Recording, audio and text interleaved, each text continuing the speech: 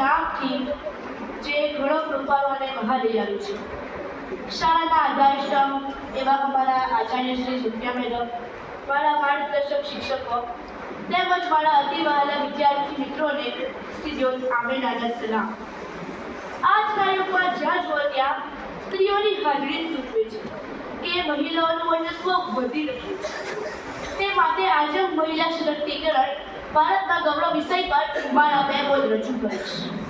નારીને ન સમજશો નબળી, નારીને ન સમજશો નબળી, તેની અંદર શક્તિનો સાગર છે. આજનું ભારત આગળ વધે છે કારણ કે તેની સાથે એક સશક્ત નારીનો ઉદય આવે છે. આજે હું અહીં એકમાત્ર સ્પીચ આપવા ઊભી નથી, પણ અવાજ ઉઠાવવા આવી છું એક એવા વિષય પર જે માત્ર ભારતની નહીં પરંતુ સમગ્ર માનવજાતની પ્રગતિનું પ્રતીક છે. મિત્રો, ઇતિહાસ તેનો સાક્ષી છે. જ્યારે પણ મહિલા શિક્ષિત બની છે ત્યારે સમાજે ઉન્નતિ કરી છે. જ્યારે સ્ત્રીએ કલમ પકડી છે ત્યારે સંસ્કૃતિ ઉજળી છે.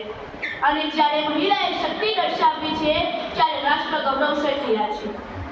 આજે આપણે તે મહાન શક્તિ વિશે વાત કરવા માટે એકત્રિત થયા છીએ.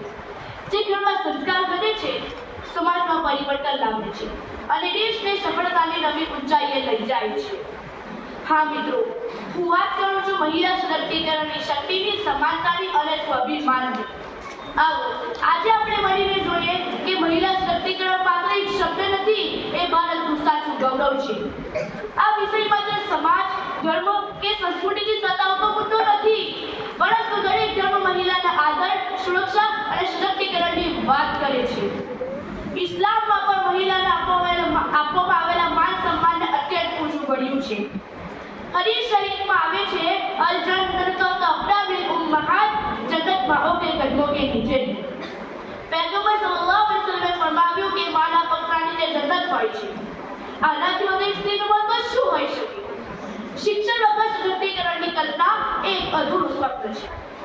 એક શિક્ષિત પુરુષ એક વ્યક્તિને બદલી શકે છે, જ્યારે એક શિક્ષિત મહિલા આખા પરિવાર અને આખી પેઢીને બદલી શકે છે. જ્યારે એક મહિલા આગળ વધે છે ત્યારે ભારતનું ગૌરવ આકાશને સ્પર્શે છે.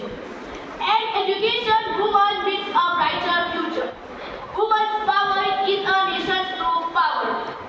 ભારતનું ગૌરવ વધારનારી અનેક મહિલાના નામ આપણા લડાઈમાં હંમેશા અંકિત રહે છે.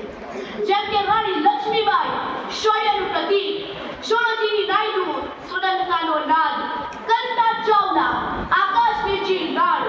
એ જ રીતે ઇસ્લામમાં પણ એવી તેજસ્વી ખાતુન જેમ કે ખદીજા રઝિયલ્લાહુ અન્હા, સફળ બિઝનેસ વુમન હઝરત આયશા રઝિયલ્લાહુ અન્હા, જ્ઞાનના પ્રકાશક હઝરત ફાતિમા રઝિયલ્લાહુ અન્હા, સમર્પણ અને કરુણાનું પ્રતીક. આ ઉદાહરણ દર્શાવે છે કે ઇસ્લામ મહિલાને નબળી નહીં પરંતુ તેને જ્ઞાનવાન અને મજબૂત બનવાનું કહે છે. મને આજે ખુશી એ વાતની થાય છે કે આજે ભારતની અસંખ્ય બહેનો ડોક્ટર, એન્જિનિયર, વકીલ, IAS, IPS, pilot, air hostess, શિક્ષિકા બનીને સફળતાઓ સાબિત કરી છે. પરંતુ આપણા સમાજમાં કેટલીક બહેનો એવી પણ છે જેમના સપના વર્ષોની ચાર દિવાલોમાં જ બંધ છે. ઘણી દીકરીને કહેવામાં આવે છે, બસ આટલું પૂરતું છે. સમાજમાં લોકો શું કહેશે? ઘર સંભાળ એ જ તેનું કામ છે? ના, પણ યાદ રાખજો, દીકરીને ચાર દિવાલોમાં બંધ નહીં, તેને આગળ વધવા દો.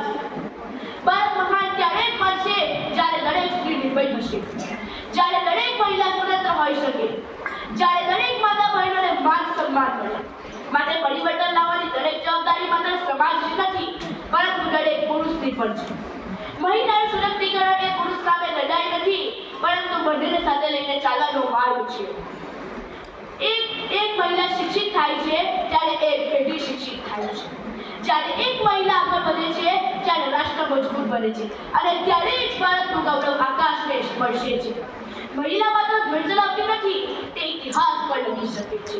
એક સશક્ત મહિલા, એક સશક્ત ભારત, એક શિક્ષિત મહિલા, એક પ્રકાશિત ભારત અને એક સુરક્ષિત મહિલા, એક ગૌરવપૂર્ણ ભારત. ભારતની દરેક સશક્ત નારીને સીધ્યોત આમેનાનો સેલ્યુટ. Thank you.